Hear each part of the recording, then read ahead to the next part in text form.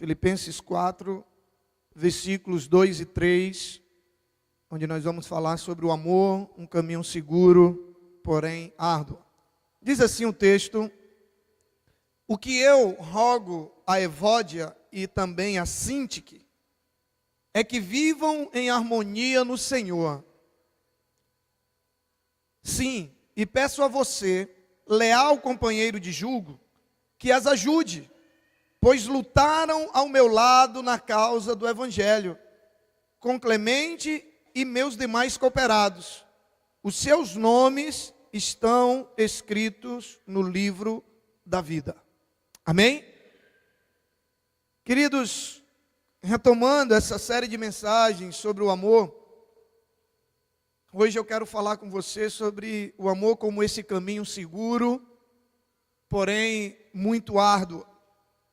E nós vivemos um tempo em que o diabo ele tem conseguido esfriar os valores mais nobres no coração das pessoas. A gente tem presenciado atitudes de crueldade por parte do ser humano cada dia pior. Parece que o ser humano ele se torna cada dia mais desumano. Isso não estou falando somente no ambiente da igreja, mas também fora da igreja. E o diabo ele tem conseguido esfriar o amor no coração das pessoas.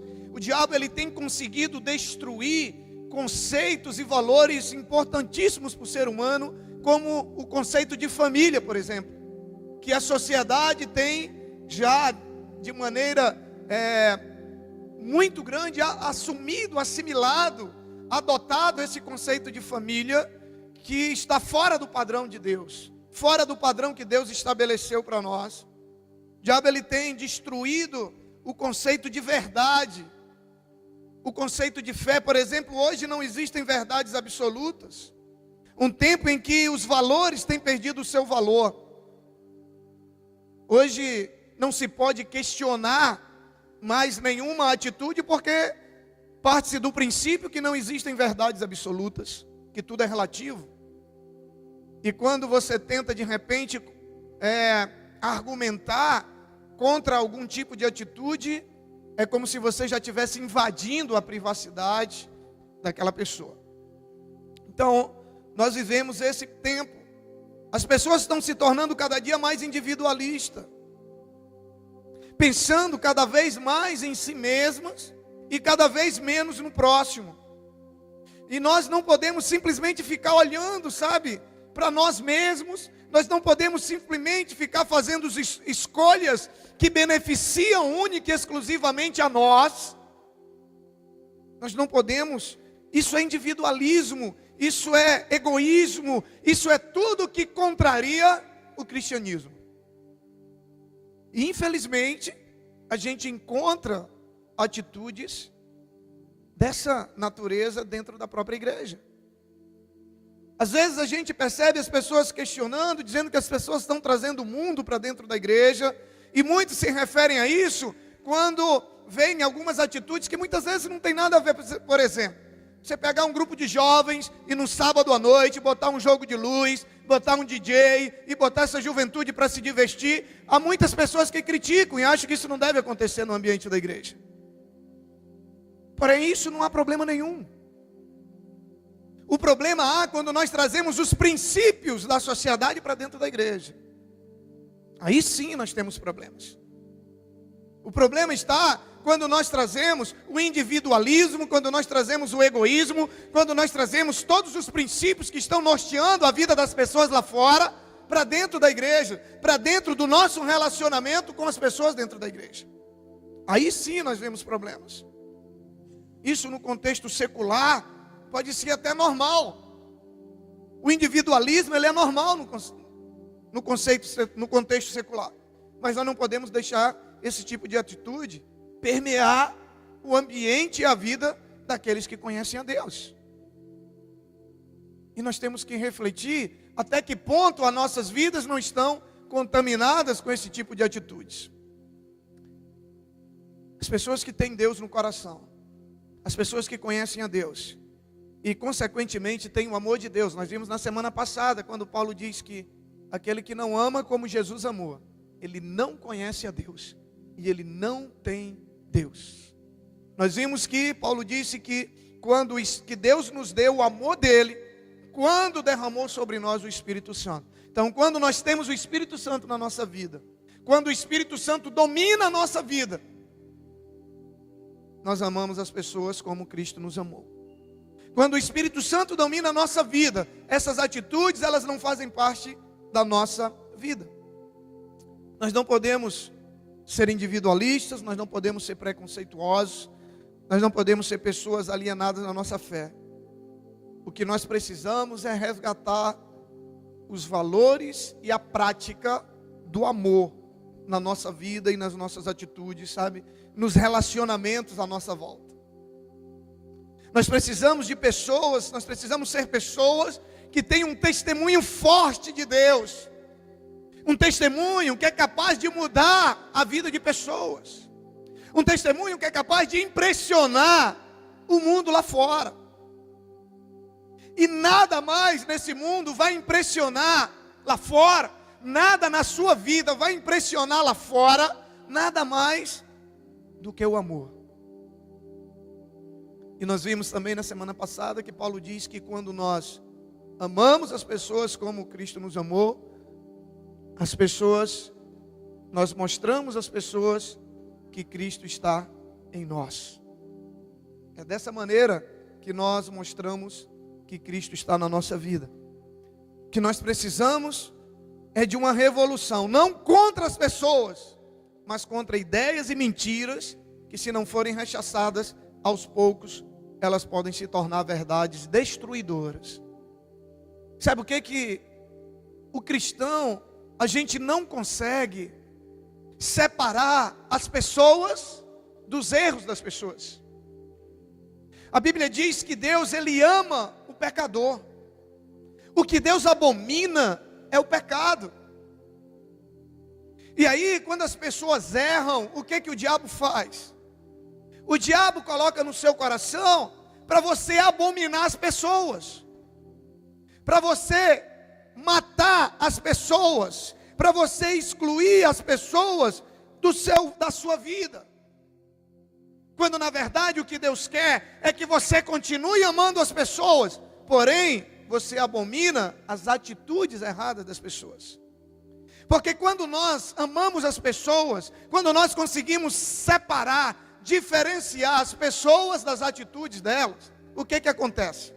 Quando as pessoas erram, a gente abomina as atitudes. Quando elas consertam, quando elas se arrependem, quando elas pedem perdão, se o problema era a atitude mudou, acabou o problema.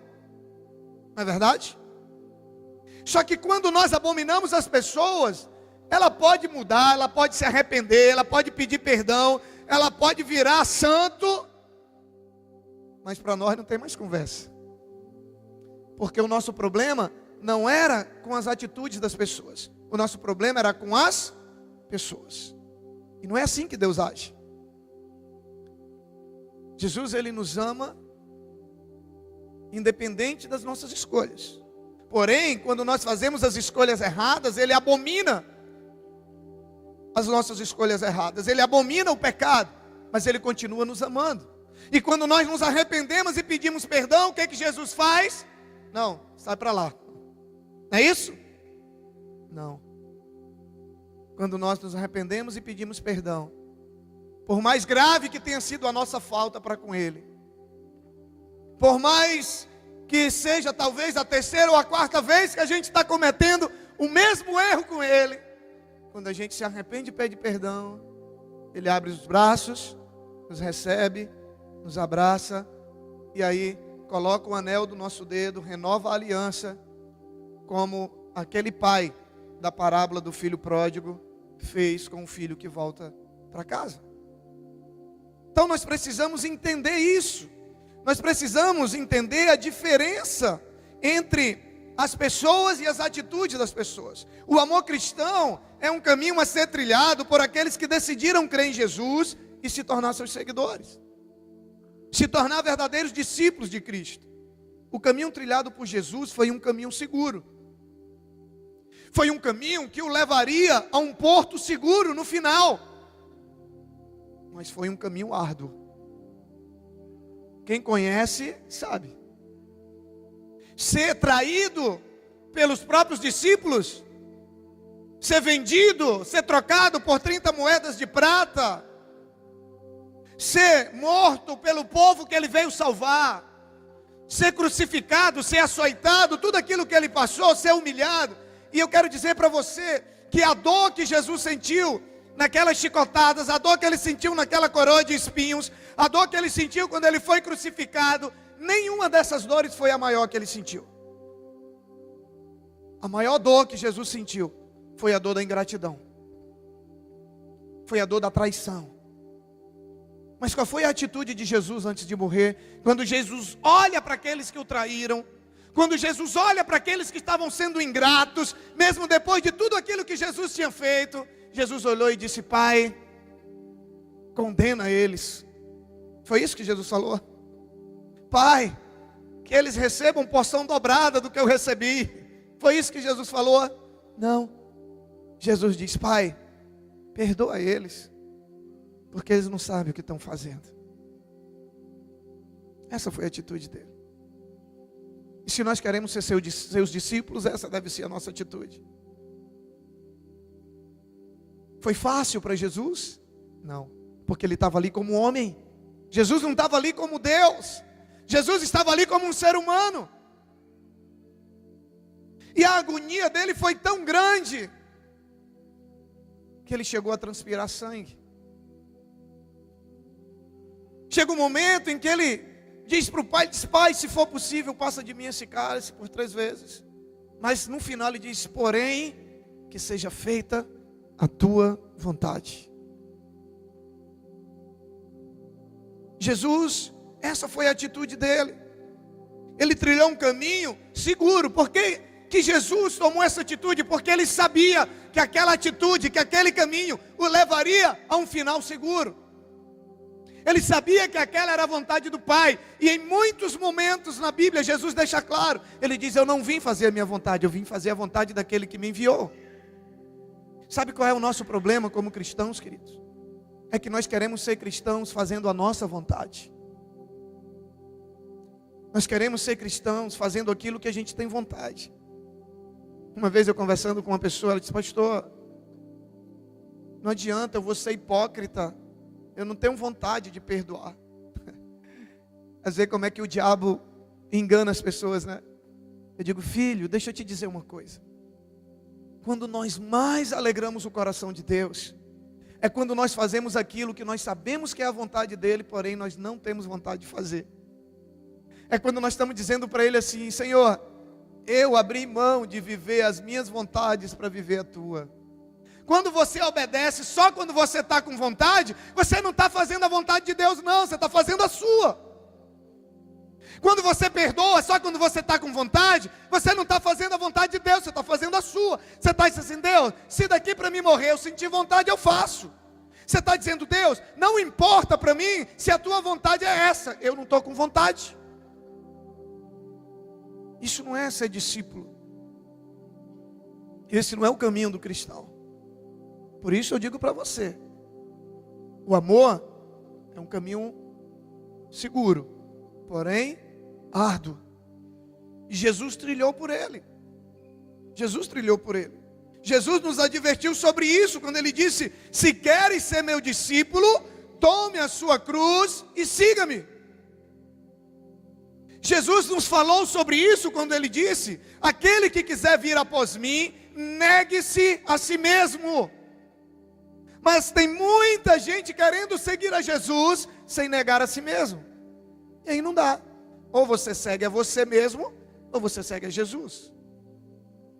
Tem muita gente querendo seguir a Jesus sem negar as suas vontades, sem negar os seus desejos, sem negar os seus projetos, sem negar os seus sonhos.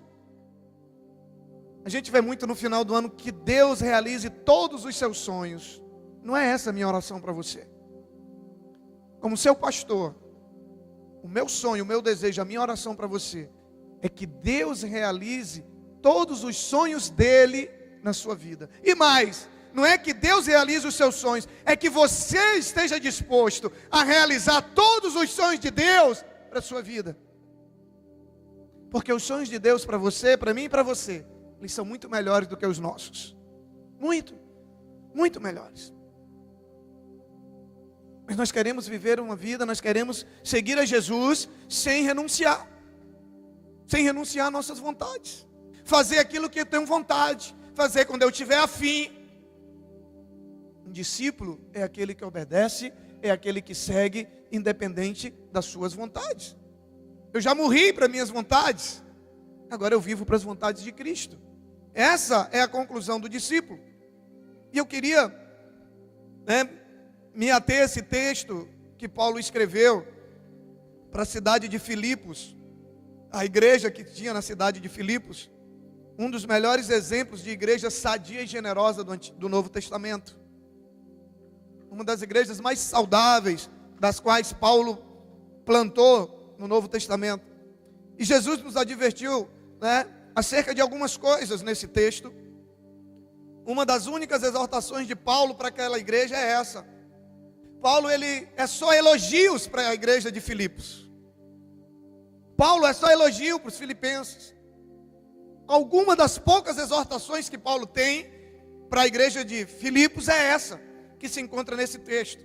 E ele diz: o que eu rogo a Evódia e também a Sintique é que vivam em harmonia no Senhor.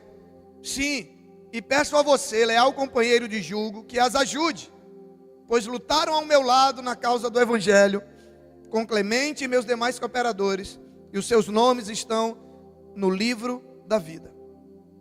Evódia e Sintique eram duas mulheres que haviam trabalhado com Paulo durante o seu ministério. E aí, de repente aí, para você que está grávida, e tiver filhas gêmeas, olha aí, sugestão de 2 nomes, Evódia e Sintique, nomes bíblicos, Por que você está rindo? Tem outros nomes mais bonitos, se você quiser depois eu lhe dou uma relação de sugestão de nome, tipo Trifena e Trifosa. Olha aí, para gêmeas fica melhor ainda, Está lá no Evangelho. Irmã gêmea chega na igreja, Trifena e Trifosa. Olha aí que maravilha. Então, tem outros, depois se você quiser eu posso passar para você. Então essas duas mulheres eram mulheres muito ativas na igreja. Eram mulheres que eram líderes da igreja nas casas, ou seja, células. Eram mulheres que trabalhavam com Paulo no ministério de Paulo. E o que preocupa Paulo? Pois Paulo escreve ao pastor da igreja de Filipos, pedindo que ajude aquelas mulheres. Isso nos mostra algumas coisas que nós precisamos observar. 2 mulheres ativas na igreja, líderes, companheiras de Paulo no ministério. E aí Paulo escreve pedindo que o pastor daquela igreja ajudasse aquelas mulheres. Por que será? Queridos, nós precisamos entender que mesmo pessoas convertidas, mesmo pessoas bem intencionadas, podem errar.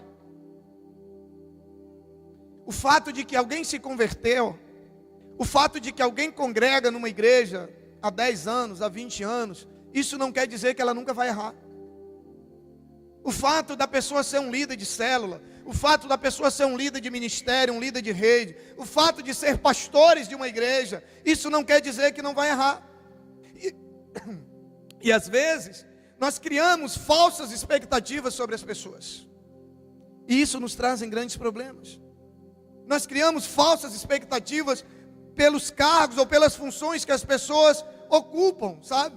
Eu não estou dizendo que não há necessidade de sermos mais maduros para poder assumir posições de liderança. Eu não estou dizendo que há algumas atitudes, alguns comportamentos, alguns estilos de vida que não podem fazer parte de quem está na liderança. Mas eu falo da expectativa, sabe, de perfeição que é criada em cima das pessoas, em torno de quem está na igreja. E geralmente isso acontece, quem está de fora da igreja cria uma expectativa com relação a quem está na igreja. E às vezes tem pessoas dentro da igreja que criam uma expectativa fora da realidade em cima de pessoas que estão na igreja. E isso nos traz sérios problemas. Pessoas que criam tais expectativas nunca permanecerão na igreja e nem em grupo nenhum. Porque na primeira falha das pessoas, sabe o que elas vão dizer? Eu pensei que eu nunca ia ver isso na igreja. Porque está pior do que no mundo. Não é? Quando a gente vê pessoas dizendo isso, a gente costuma às vezes ter um olhar muito crítico acerca da pessoa de quem está se falando isso. Mas na verdade o problema não está ali, o problema está em quem está falando. Porque você estava na igreja com foco na pessoa errada. Quem deve ser o nosso foco na igreja? Diga Jesus. No dia que Jesus te decepcionar por uma expectativa, eu esperava que Jesus fosse, mas Jesus também não era tão perfeito assim. Aí você pode falar. O problema é que a gente cria falsas expectativas. A gente cria expectativas sobre as pessoas que são falhas, que também erram, que são humanas. E quando nossos olhos não estão fitados em Cristo, a gente afunda. A Bíblia diz que quando Pedro estava no barco e Jesus vai ter com eles andando sobre as águas, no meio da tempestade. Jesus está no barco e Pedro vai ter com eles no meio da tempestade. E Pedro vai caminhando sobre as águas. Ele teme Jesus, diz: venha Pedro. E ele começa a olhar para Jesus e ele vai andando sobre as águas. Mas a Bíblia diz que quando ele tira os olhos de Jesus e olha para a tempestade, ele começa a afundar. Isso acontece conosco quando nós tiramos os olhos de Cristo e colocamos os olhos nas pessoas. Criamos expectativas irreais na vida das pessoas. Aí a gente se torna um crítico, a gente se torna aquela pessoa que em lugar nenhum nós vamos encontrar o que nós esperamos. Por quê? Porque as pessoas são imperfeitas. Onde tiver ser humano vai ter erro. No seu trabalho as pessoas vão errar com você. E aí quando nós criamos essa falsa expectativa, quando o erro acontece para nós, é um desastre. Eu nunca esperava isso de fulano. O problema é seu, o erro é seu. Porque fulano é humano. Ninguém nunca disse que há pessoas das quais você pode nunca esperar erro. Pode esperar, porque vão errar com você. E você também vai errar com as pessoas. Isso é fato. Uma amizade verdadeira, ela não é construída em cima de acertos. Ela é construída em cima de perdão. Se você for construir um relacionamento, seja ele conjugal, seja ele paternal, seja ele fraternal, em cima somente de acertos, vai chegar uma hora que ele vai acabar. Uma amizade verdadeira, um relacionamento saudável, ele é construído em cima de perdão. Você tem uma visão correta acerca do outro. Uma hora ele vai errar e eu vou ter que perdoar, porque uma hora eu também vou errar e eu vou precisar do perdão dele. Então essa falsa expectativa faz com que a decepção seja maior ainda, porque a gente não esperava. Por que não esperava? Você achava que ele era perfeito? Você não pode esperar de Cristo. Cristo nunca vai errar com você. Cristo nunca vai te decepcionar. Por maior que seja a expectativa que você cria acerca dele, ele sempre vai te surpreender. Ele sempre vai ser além daquilo que você esperava. Agora, os seres humanos não. Então, queridos, as pessoas são limitadas. E o amor é um caminho árduo. É um caminho excelente. Mas ele é um caminho árduo. Ele é um caminho seguro. Mas ele é um caminho árduo. As pessoas na igreja seguem a Deus, mas elas não são Deus. As pessoas na igreja seguem a Cristo, mas elas não são Cristo. Quem endeusa as pessoas somos nós. Quem idolatra as pessoas somos nós. Mas a Bíblia nos ensina o contrário a isso. A Bíblia fala que nós somos falhos. E aí a primeira pessoa que nós temos que saber que um dia vai falhar somos nós. Porque se eu não tiver essa visão a meu respeito, isso compromete a minha visão a respeito dos outros. Primeira pessoa que você tem que ter certeza que um dia vai falhar com você mesmo e com outros é você. Porque quando você sabe que você uma hora vai falhar e vai precisar de perdão, isso vai mudar a maneira como você vai se relacionar com as outras pessoas. Literalmente. Percebemos, precisamos ser realistas quanto às falhas das pessoas. E precisamos amar as pessoas a si mesmo. Amar. Mesmo que as pessoas não mudem, a gente tem que amar. É lógico que você não vai concordar com os erros, você não vai apoiar, mas você tem que amar. Porque quando você amar as pessoas, no dia que elas corrigirem as suas atitudes, acabou o problema. Enquanto que o nosso problema for com as pessoas, no dia que as atitudes forem resolvidas, o problema vai continuar.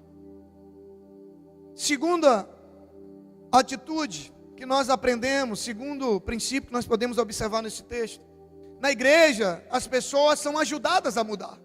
Paulo, ele escreve para o pastor daquela igreja, ele envia as duas mulheres, diz: olha, ajudem-as. Ajudem. A igreja é o lugar onde as pessoas são ajudadas a mudar.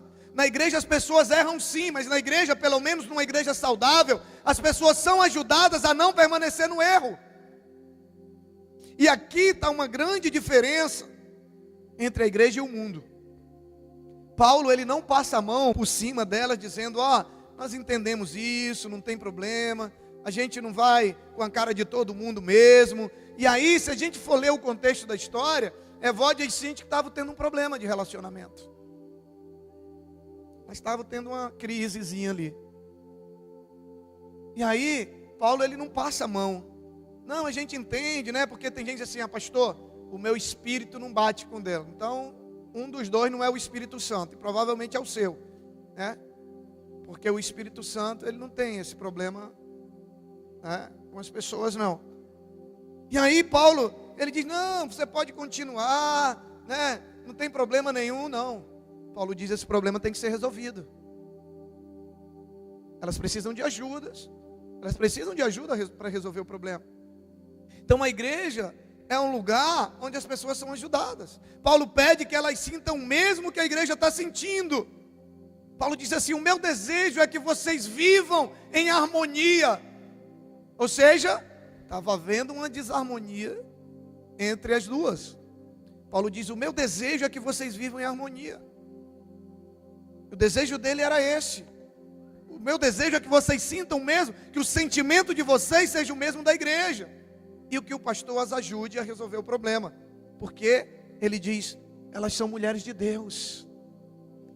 Ele diz: o nome delas está escrito no livro da vida. Mas elas erraram. Elas têm um problema para resolver uma com a outra. Mas elas estão salvas.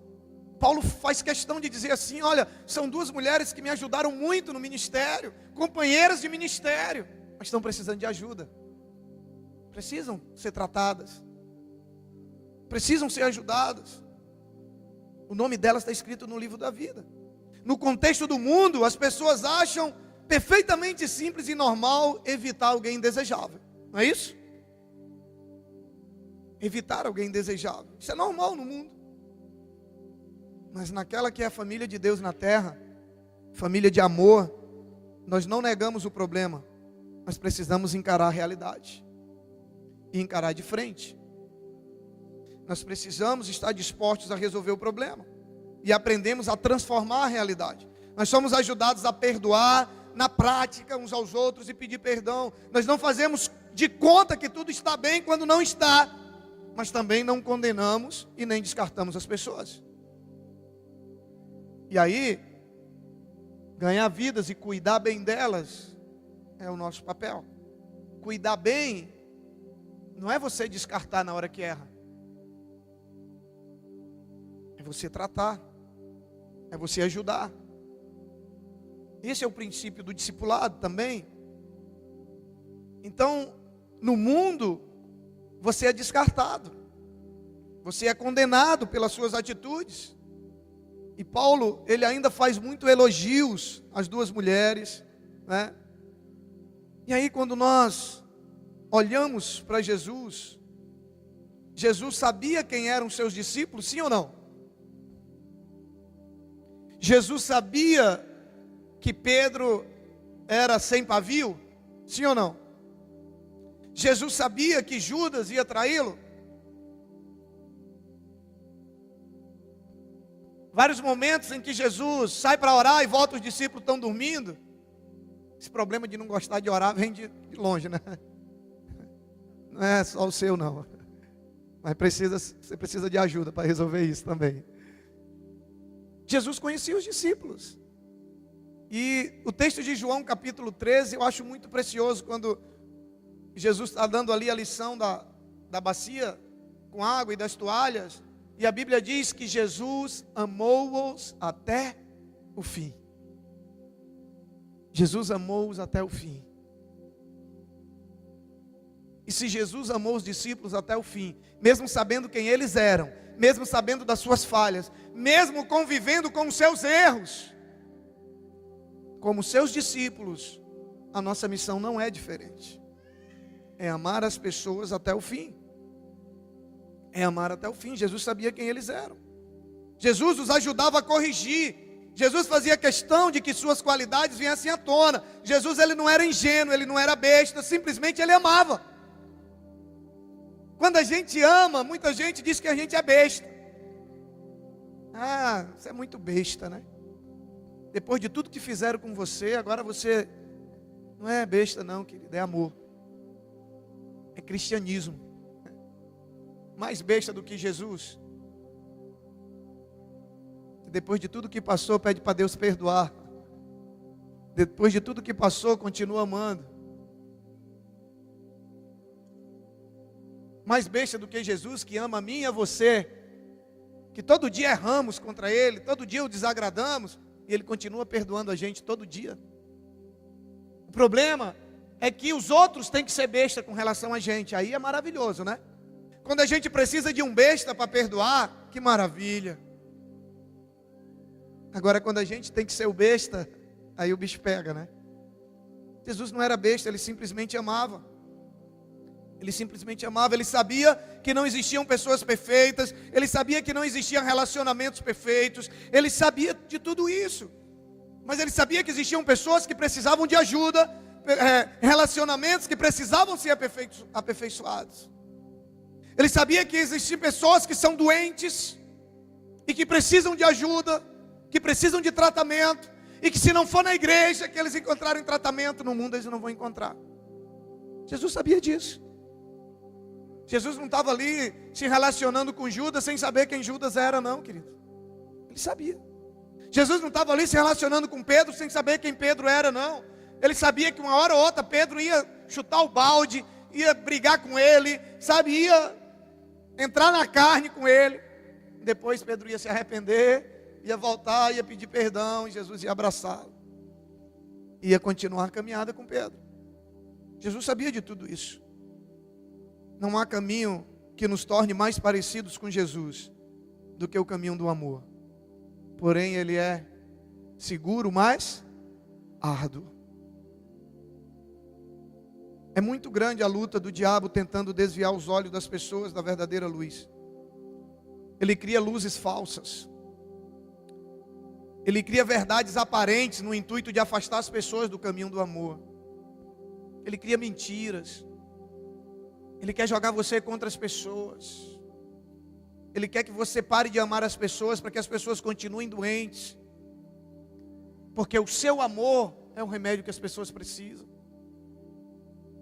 E ele cria uma série de luzes falsas. 2 Coríntios 4:4 diz assim: o Deus desta era cegou o entendimento dos descrentes para que não vejam a luz do evangelho da glória de Cristo, que é a imagem de Deus. É isso que o diabo tem feito, querido. E muitas vezes dentro da própria igreja. E aí eu quero perguntar para você: quem é que você quer seguir? Antes de perguntar quem é que você quer seguir, eu quero perguntar para você: quem é o seu exemplo aqui na igreja? É lógico que eu não estou descartando a responsabilidade que está nesse ministério, acima de tudo sobre mim e a minha esposa, de podermos abrir a boca como Paulo abriu e disse: sejam meus imitadores, assim como eu sou de Cristo. Mas Paulo diz: sejam meus imitadores, assim como eu sou de Cristo. Então, em síntese, ele está dizendo, sejam imitadores de Cristo. Ele está dizendo: só me imitem naquilo que eu imito a Cristo.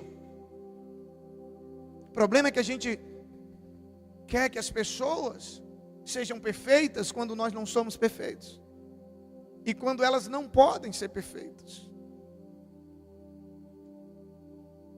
O problema é que nós queremos amar as pessoas se elas se tornarem aquilo que nós achamos que elas deveriam ser, se elas agirem da maneira que nós achamos que elas deveriam agir. Eu quero dizer para você que é justamente quando elas não são aquilo que nós gostaríamos que elas fossem, é justamente nessa hora que elas precisam do nosso amor. É fácil? É árduo. É um caminho árduo, mas é o caminho que Cristo trilhou. É o caminho que Cristo deixou para os seus discípulos trilharem após Ele. É o caminho que Jesus deixou para que os discípulos trilhassem e transformassem o mundo. Transformassem as pessoas através do amor. Esse é o desafio de Deus para nós. O amor é um caminho excelente. O amor é um caminho seguro, mas ele é árduo. Enquanto você esperar das pessoas, enquanto você tiver falsas expectativas sobre as pessoas. Eu não estou dizendo também que você não tem que confiar em ninguém, e você agora não quero mais me aproximar de ninguém, porque eu já sei que uma hora ou outra, não. Eu sempre digo que quem não aceita os meus erros não é digno dos meus acertos. Quem quer separar a parte boa da... Não, só quero isso aqui não. Então, não merece. Nós temos que amar as pessoas no todo. Nós temos que olhar e enxergar que as pessoas têm virtudes e têm qualidades e têm acertos. E não são os erros dela que vão me impedir de amá-la. E se eu tiver que confrontar e que corrigir, deve ser feito com muito amor e carinho, deve ser feito. A maior prova de amor que pode se dar a alguém é quando nós tentamos ajudá-las a sair de determinados caminhos e de determinados comportamentos que vão ser prejudiciais a ela. A grande pergunta é: eu estou disposto a amar como Jesus me amou? Eu estou disposto a trilhar o caminho do amor? Talvez a pergunta fosse mais simples: eu estou disposto a ser cristão? Porque não há como ser cristão sem trilhar o caminho do amor. Esse é o caminho que Cristo deixou para nós. Eu escolhi esse caminho. Estou disposto. E você?